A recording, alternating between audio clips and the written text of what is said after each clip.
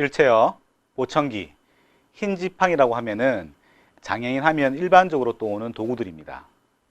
이것들 이외에도 장애인들을 위한 제품들이나 도구들은 여러 가지가 있습니다.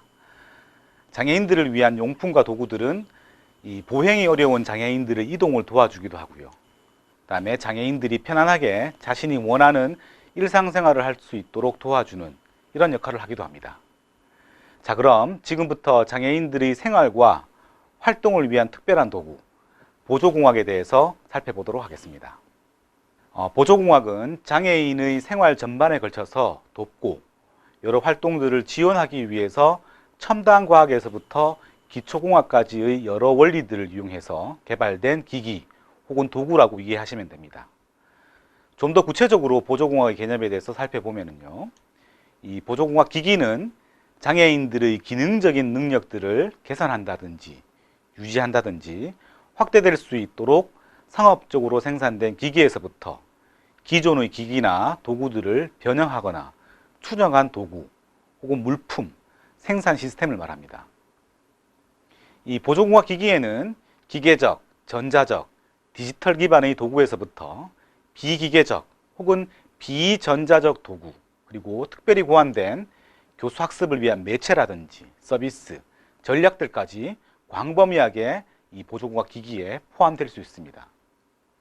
그리고 보조공학 기기는 상업적으로 출시되거나 판매된 것에서부터 장애인들이나 장애아동 부모, 특수교사들의 특별한 요구에 의해서 설계된 것이라든지 제작된 것, 그리고 장애인 보호자나 장애아동 부모님들이 생활 속의 아이디어를 가미해서 가정에서 간단하게 만든 것까지 광범위하게 포함됩니다.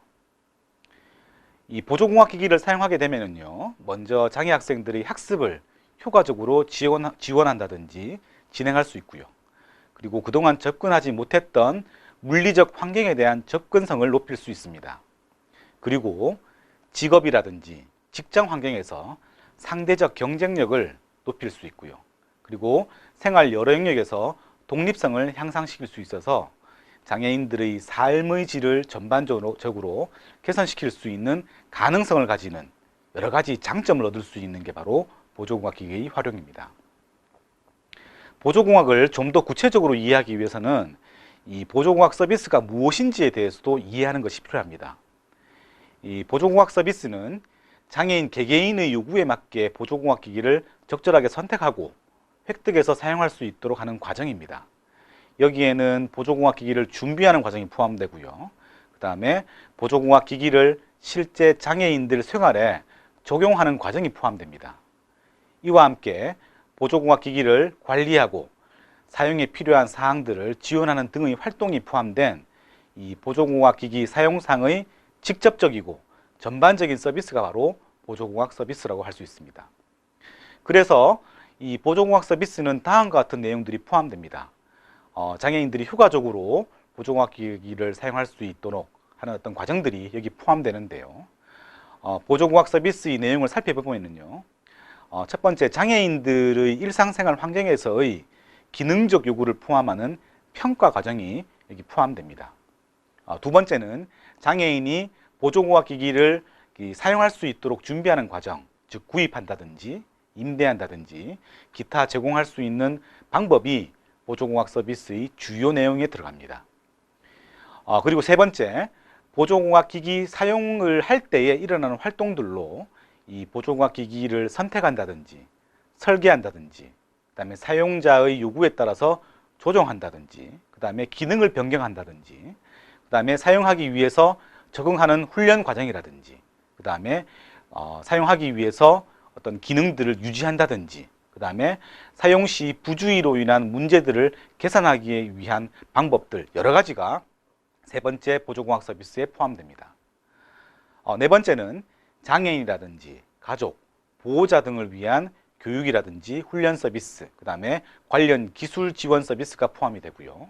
다섯 번째는 재활 전문가, 기타 특수교육 관련되는 서비스 제공자, 그 다음에 장애인 생활에 직간접적으로 연관되어 있는 이들을 위해서 실시되는 교육이라든지 훈련 서비스, 그 다음에 관련 기술 지원 서비스 이런 것들이 보조공학 서비스에 포함이 됩니다.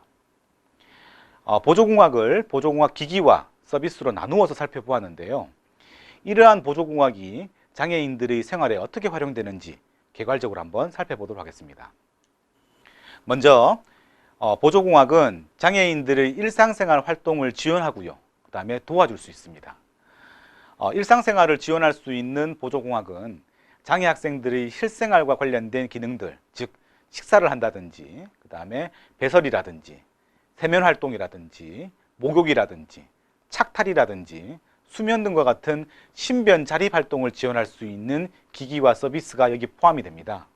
예를 들면은 손잡이가 개조된 숟가락이라든지, 포크라든지, 높낮이가 조절되는 세면대라든지, 그 다음에 쉽게 물을 조절할 수 있는 수도꼭지라든지, 그 다음에 손 씻게 단추나 지퍼를 끼거나 올릴 수 있게끔 만들어진 도구라든지, 이런 것들이 일상생활을 지원하는 보조공학에 포함이 됩니다.